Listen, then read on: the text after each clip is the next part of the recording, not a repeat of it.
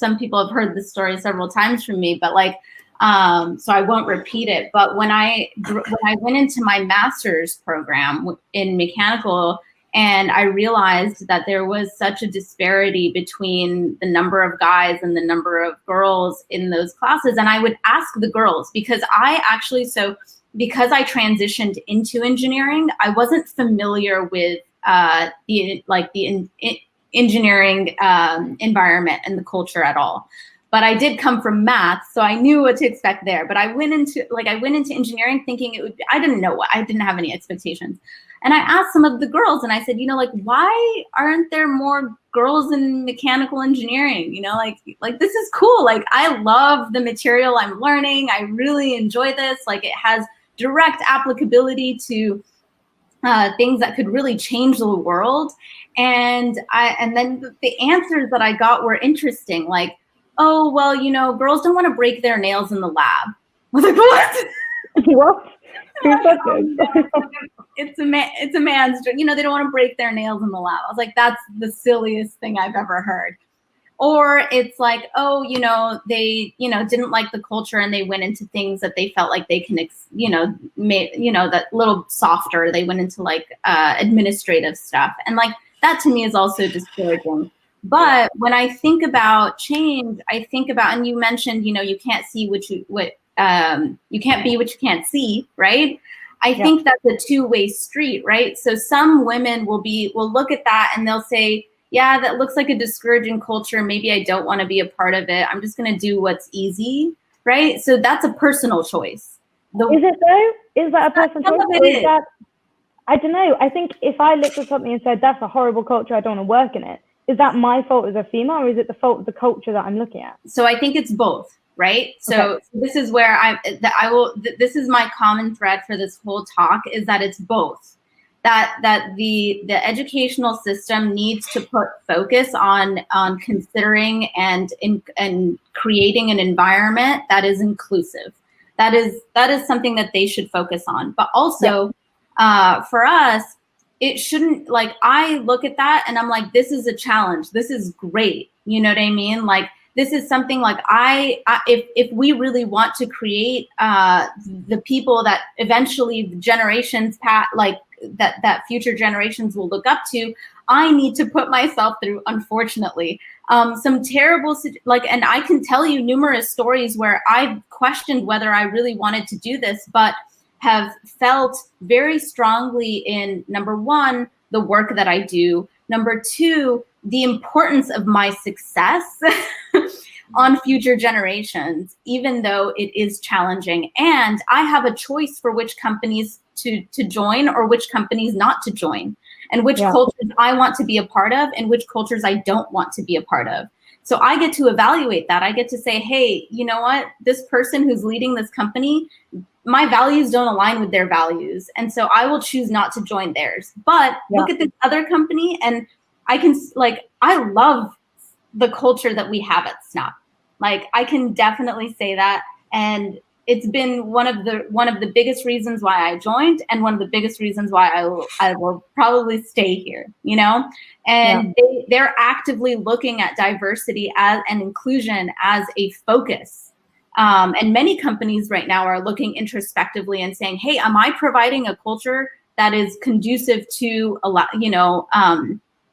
to bringing diversity in, and am I creating a culture? And they're holding themselves accountable, right? And so, but two-way street on really moving this forward, I think. I do think, though, that choice you talk about does come from a place of privilege, because and this is just what I'm listening, there's a great podcast that I would recommend, and it's called The Diversity Gap. And one of the things they say is that white privilege takes away the imagination of action and the options for people of color.